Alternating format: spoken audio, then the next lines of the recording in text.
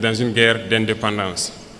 Et il faut que chacun comprenne que c'est une logique pour les impérialistes de nous imposer cette guerre. Normalement, chaque leader, chaque dirigeant devrait se battre pour son pays. C'est une logique. Ils se battent pour leurs intérêts et nous devons nous battre aussi pour nos intérêts. Si nous arrivons à nous développer, à prospérer, ce qui veut dire que là-bas, ils ne pourront pas se développer. Ils vont devoir régresser. Si nous arrivons à transformer demain nos matières premières, ça veut dire que là-bas, des usines vont fermer. Est-ce que vous comprenez la logique? Donc c'est normal qu'ils se battent pour mélanger notre société, pour nous maintenir dans cette guerre constante et qu'on ne puisse jamais réfléchir un jour se développer. Et là, ils continueront à se développer eux et nous serons toujours là à exporter vers eux nos matières premières et notre jeunesse en train de souffrir dans la misère, chercher à traverser l'océan pour aller mendier là-bas. Donc, ils sont dans leur logique de protéger leurs intérêts, de la mauvaise façon certes, mais nous, notre devoir c'est de nous battre pour nous affranchir et nous sortir de cette situation. Voilà pourquoi donc, je profiterai donc de ce mois béni où chrétiens et musulmans se retrouvent donc en mois de carême, souhaiter un bon mois de carême à tous et que Dieu exauce les prières des uns et des autres. Aussi que chacun puisse à son niveau vraiment profiter de ce mois pour changer de paradigme vis-à-vis de ses voisins, de tous ceux qui nous entourent. Et je souhaite que les leaders religieux, ici au Burkina Faso, profitent de ce mois aussi pour prêcher, voilà, je dirais la bonne parole, pour prêcher vis-à-vis de ceux-là, ces égarés qui tiennent les armes dans la brousse et qui tuent, parce que certains tuent et ils pensent qu'ils tuent au nom de la religion. Il faut que les leaders religieux puissent donc ensemble faire beaucoup de déclarations, beaucoup de prêches pour les faire comprendre que ce n'est pas de la religion. Pourquoi je le dis? Parce que je pense que beaucoup d'entre vous ont des frères ou des sœurs qui sont FDS, qui sont dans la brousse. Il est quasiment impossible aujourd'hui de prendre une base terroriste et ne pas trouver des livres coraniques ou autre chose. Ça veut dire que, donc je pense que par la parole, vous pouvez les atteindre. Il faut faire beaucoup de déclarations, beaucoup de prêches pour les faire comprendre que ça, ce n'est pas de l'islam. C'est tout sauf de l'islam. On n'a jamais dit de tuer. Et nous irons plus loin même. Nous allons demander bientôt donc aux leaders de l'islam, donc du monde entier aussi, de nous joindre dans ce combat-là, avoir des déclarations claires, franches, pour inviter tous ceux qui sont là à tuer au nom de l'islam, que ce n'est pas de l'islam. Normalement, c'est une religion de paix, de solidarité, voilà, d'entraide. Il n'y a pas de raison que quelqu'un tue au nom de l'islam et qu'on ne puisse pas le dire qu'il est sur le mauvais chemin. Plusieurs opérations sont en cours. Nous sommes en phase de consolidation et nous poursuivons nos manœuvres jusqu'à nos frontières. Dans quelques jours, vous serez bien sûr au courant de tout ce qui a pu être récupéré et nous allons nous implanter dans ces zones pour toujours. Nous n'allons pas reculer, nous allons récupérer la totalité de notre territoire. Et cela va se passer de façon progressive. Il y a peut-être des régions qui sont aujourd'hui, qui semblent ne pas voir certains actes, mais la guerre, c'est de manière évolutive. Nous allons blanchir totalement des zones et arriver au fur et à mesure. Et resserrer l'étau sur ces gens, c'est comme je le dis, ils n'ont que de choix, soit de comprendre le message, revenir à la patrie, ou bien ils vont disparaître. C'est à eux de choisir. Dans ce combat que nous menons aujourd'hui, le plus dangereux, c'est la guerre de communication. Et je pense que ce n'est pas la première fois. Et aujourd'hui, je pense que les Burkinabés, les Africains doivent avoir compris qu'est-ce que c'est que la guerre de communication. Malheureusement ou heureusement pour nous, l'impérialisme, comme disait Thomas Sankara, est un mauvais élève. Un très mauvais élève parce que vous avez beau le chercher de la classe, il va revenir avec les mêmes méthodes. Ils ne peuvent pas changer. Et souvent, ça devient du ridicule. Quand vous prenez aujourd'hui les médias impérialistes, vous voyez ce qu'ils publient. Ils ont procédé par la même méthode pour mettre le feu au Rwanda, par la même méthode pour détruire le Soudan, par la même méthode pour détruire l'Afrique. Ça ne va pas prendre. Et aujourd'hui, je pense que vous êtes bien conscients, ils sont très forts dans manipuler l'information, créer du faux tout autour. Et tenez-vous bien, ces mêmes médias, je le dis aujourd'hui haut et fort, surtout Jeune Afrique, nous ont courtisés au tout début, 2022-2023. Ils sont passés par plusieurs canaux pour nous aborder, pour nous faire payer et laver notre image, comme ils le disent. Nous avons refusé, ils ne peuvent pas le nier parce qu'on a les preuves chez nous. Ils ont envoyé des gens, c'est comme ça qu'ils fonctionnent. Et beaucoup de chefs d'État tombent dans leur piège, ils versent de l'argent chaque mois pour qu'on publie des articles pour laver leur image. Non, c'est dangereux. Ils ne vivent que de ça. Vous payez l'argent, ils mentent, ils lavent votre image. Vous refusez, ils mentent pour détruire votre image. Mais toute l'Afrique doit être mise au courant. Et si l'Africain veut évoluer, c'est d'arrêter d'écouter ces médias mensongers.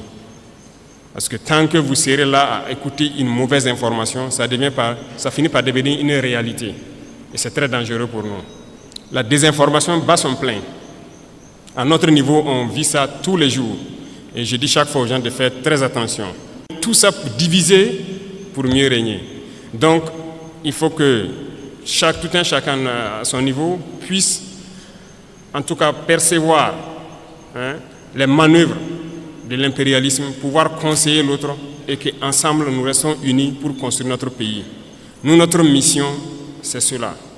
Et nous allons construire le Burkina Faso. Le Burkina Faso sera ce qu'ils n'ont jamais rêvé de voir. L'Afrique doit se réveiller, l'Afrique doit quitter ces situations de conflit. On nous a assez manipulés, on nous a assez mis en conflit les uns contre les autres pour nous piller. Aujourd'hui, au Burkina Faso, ils ont une certitude. Le terrorisme, c'est presque fini. Qu'est-ce qu'il faut faire? Soit créer une rébellion ou créer une guerre civile. C'est ça. Et ils sont dans la manœuvre pour ça. On les attend. Et il faut que chacun, à son niveau, fasse attention.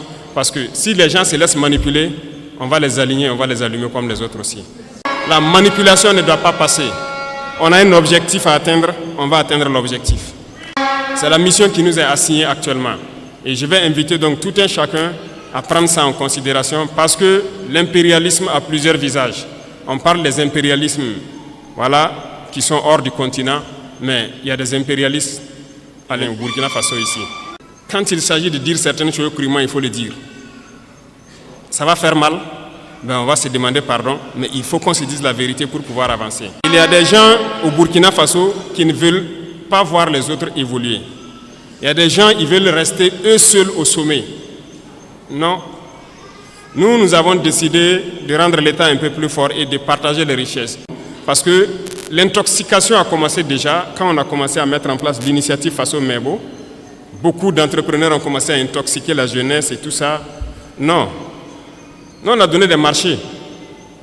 On a donné des marchés de route, non? On est à quel niveau? Les taux d'exécution, pour la plupart, ce n'est pas bon. Le ministre a fait dernièrement une sortie, une tournée. Vous avez tous suivi à la télé. Ça ne va pas trop. C'est lent. On demande aux gens de s'unir. Nous-mêmes, on a essayé de mettre des gens en groupement. Ils ne veulent pas travailler en groupement. Ça veut dire qu'on les unit d'une manière ou d'une autre pour qu'ils puissent aller vite. Nous, on ne va pas attendre les caprices des uns et des autres et que le Burkina va se développer dans 500 ans, 1000 ans. Non. Nous, c'est dans 5 ans, on veut voir des trucs assez significatifs. Donc, si vous vous unissez, vous aurez plus d'équipement et vous pourrez travailler plus efficacement. Résultat de course, on est en train d'équiper l'ONBA, la Sonaterre. Voilà que tout de suite, les gens demandent l'eau. On est obligé de faire nos barrages nous-mêmes, curer ce qui est là et creuser des points de nous-mêmes. Voilà pourquoi on a payé les équipements pour équiper l'ONBA. Ils sont déjà à RDG sur la route de Bobo pour faire les premiers barrages. Deuxième chose, ce sont les banquiers. Aujourd'hui, ça nous revient encore beaucoup que beaucoup de banquiers refusent d'accompagner ceux qui gagnent des marchés de l'État et tout ça. Bon, on est là-dessus, il faut que les gens changent de fusil d'épaule. Parce qu'il y a un banquier dans la salle, je ne sais pas, il n'y en a pas, d'accord. Donc vous les rapporterez, les banquiers. Il faut que ça change, parce que beaucoup de banques fonctionnent avec l'argent de l'État. On a demandé aux banquiers de rétrocéder une partie, donc c'est ce qu'on appelle les dépôts à terme, les DAT. Ce sont les sociétés d'État qui déposent leur argent dans les banques. On veut notre argent pour faire du travail. Les gens trouvent qu'ils ne peuvent pas donner l'argent parce que ça va affaiblir leur banque. Mais chaque année, les banques ont réalisé tant de milliards d'intérêts nets. L'autre jour à la télé, j'ai regardé une banque qui fait aussi des milliards d'intérêts et se partage. Non.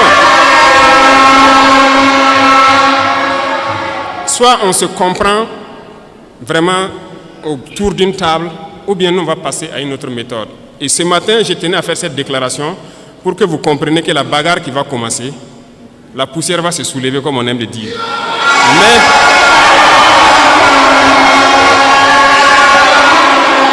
il faut que vous-même vous fassiez attention, parce que ce sont les mêmes qui vont passer derrière pour intoxiquer, pour créer des mensonges et amener les gens à se détourner de l'essentiel. Il y en a déjà qui essaient, on voit beaucoup de gens qui font des vidéos pour laver les images de certains et tout ça. Faites attention. Et il y a beaucoup de petites entreprises qui ferment parce qu'ils n'arrivent pas à payer les salaires des employés et tout ça. Ils ont des factures déposées au trésor, on n'arrive pas à payer. Mais c'est ça, on dit de donner une partie de notre argent en banque. On va payer ces entreprises pour qu'ils puissent fonctionner. Et les gens sont en train de réfléchir avec l'argent. Vous pensez qu'on peut laisser ça comme ça? La dette intérieure, là, on va payer ça.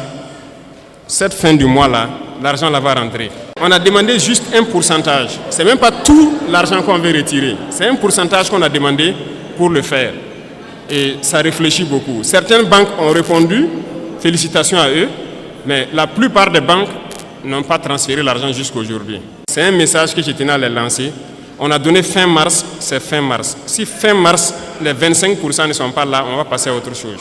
Vous êtes prévenus et que la manipulation ne doit pas continuer. Parce que ce sont généralement ceux qui sont victimes de ça, ce sont les couches les plus pauvres en fait, du pays.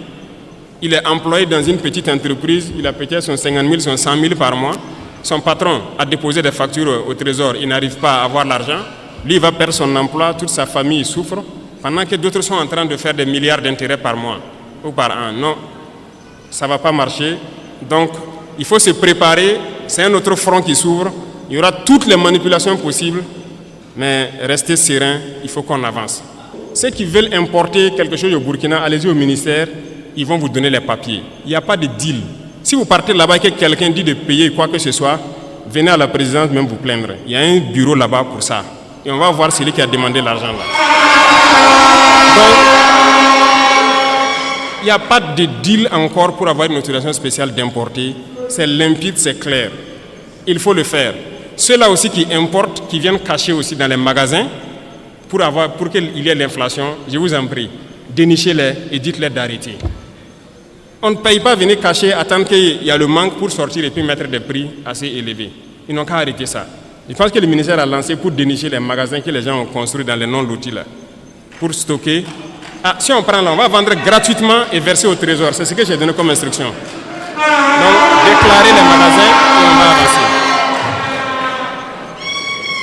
Donc, je compte sur vous, messieurs les opérateurs économiques, pour que, au sein de vous, que vous vous conseillez et que ce genre de situation-là n'arrive pas.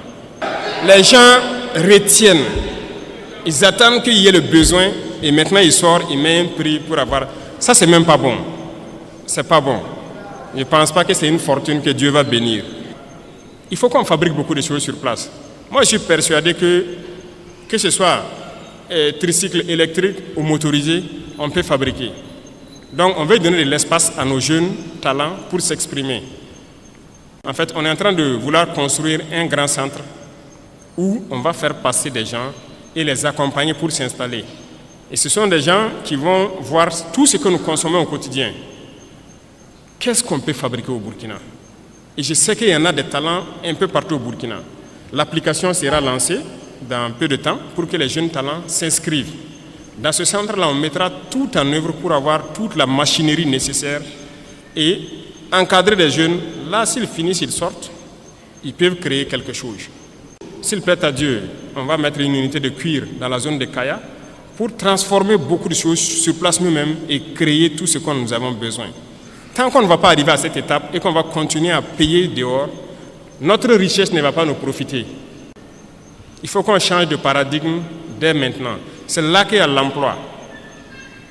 C'est là que les gens vont travailler et c'est là notre vraie indépendance. Dernier point, qui sont donc nos camarades élèves et étudiants, qui ont beaucoup de doléances. En tout cas, je peux vous assurer qu'on connaît tous vos problèmes. On va faire des cités universitaires. Et même les questions de restaurants, de bourses, intermédiaires, tout ça sont des problèmes qu'on connaît. Mais c'est petit à petit. On ne peut pas régler ça tout de suite. Vous avez déjà la construction de la cité ici, c'est ça? le bâtiment administratif. On espère que l'année prochaine ou plus tard, on va lancer les cités universitaires, agrandir les capacités des restaurants universitaires, augmenter le nombre de plats et pour finir la question des bourses. Parce que nous travaillons à maîtriser actuellement les dépenses militaires pour pouvoir injecter dans notre éducation. Parce que l'éducation, c'est la clé. Donc, on ne vous a pas oublié tous ces problèmes cités. Je parlais donc même des laboratoires au ministre. Je dis de trouver un standard, un certain nombre d'équipements minimum et on va construire des laboratoires dignes de ce nom dans nos universités. Parce que des gens vont venir faire une filière scientifique, aller sortir, même microscope, il n'a pas pu regarder une cellule végétale au microscope. Ce n'est pas possible. Oui, nous tous on a fait les séries scientifiques. Pour avoir accès au petit laboratoire, vous rentrez s'il n'y a que 7 ou 8 microscopes. Peut-être même tout ne fonctionne pas. Tout le monde ne peut pas avoir accès. C'est la réalité, c'est toujours ça. Donc, il est là-dessus. On veut créer des laboratoires types dans beaucoup de nos universités. Vous ne pouvez pas venir et ne pas pouvoir avoir accès à un certain minimum d'équipements scientifiques de laboratoire pour faire vos tests et vous familiariser. C'est dans ça qu'on peut créer. Si on n'a pas développé ce volet laboratoire, on a des théoriciens qu'on crée. Et j'étais surpris même d'apprendre que même au niveau de nos chercheurs, il n'y a pas de microscope électronique à balayage au Burkina. Depuis que le Burkina existe, il n'y a pas ça. Et j'ai demandé au ministre, j'ai dit, mais comment vous faites donc la recherche? On est obligé d'aller à l'extérieur, louer des laboratoires, payer de l'argent pour faire. Pendant que le microscope électronique à balayage, je ne pense pas que ça coûte le milliard. Comment on ne peut pas le faire? Actuellement, on est en train de payer ça pour installer au Burkina, pour qu'on puisse faire tout sur place ici. Donc, j'espère que d'ici là, tout ça sera opérationnel et que ça puisse profiter donc, aux étudiants même, aux chercheurs, aux scientifiques, pour pouvoir avancer dans leurs recherches. C'est ça l'informatique et tout ce qui s'ensuit. Donc, on va voir tout ce qui est possible. Le ministère même avait déjà lancé pour acquérir un certain nombre d'ordinateurs pour que les étudiants puissent avoir les salles de façon bien équipée. Et c'est fait avec le Burkinabé, c'est ça? Il y a une unité burkinabé qui fabrique des ordinateurs. Donc, on a fait une convention la dernière fois pour pouvoir payer beaucoup d'équipements avec lui et équiper nos centres universitaires. Et vous aurez donc accès normalement à ces salles-là pour que vous puissiez faire vos recherches. Et l'Internet, je pense que ça, c'est en train de s'améliorer dans beaucoup d'universités. L'Internet est là maintenant pour les recherches. On peut aller vite et très bien dans la guerre et dans le développement. Nous avons foi, nous ne perdons jamais espoir, nous sommes vraiment très confiants. Et tant qu'on vous voit motivé, mobilisé, c'est notre carburant comme ça. On ne se fatigue jamais, on va continuer d'avancer dans ce sens-là. Et je disais donc à tous les ministres, j'ai dit de serrer la ceinture. Depuis qu'on est là, il n'y a pas de vacances gouvernementales. Ça travaille 24 sur 24. L'ALT aussi, c'est ça. Il n'y a pas de vacances pour que des députés aillent se coucher au village. Il faut travailler 24 sur 24, 12 mois sur 12. Donc on est dans ce rythme. Tant que les soldats au front n'ont pas de repos, il n'y a pas de raison que derrière on ait du repos. Et j'invite donc toute l'administration à se mettre au pas ainsi pour accompagner donc les forces vives dans tout ce qu'ils font. Et donc je pense que petit à petit il y a de la progression, on voit beaucoup de changements de comportement. Il faut qu'on arrive à totalement changer la donne. Le Burkina Faso est une référence et nous devons maintenir le flambeau très haut.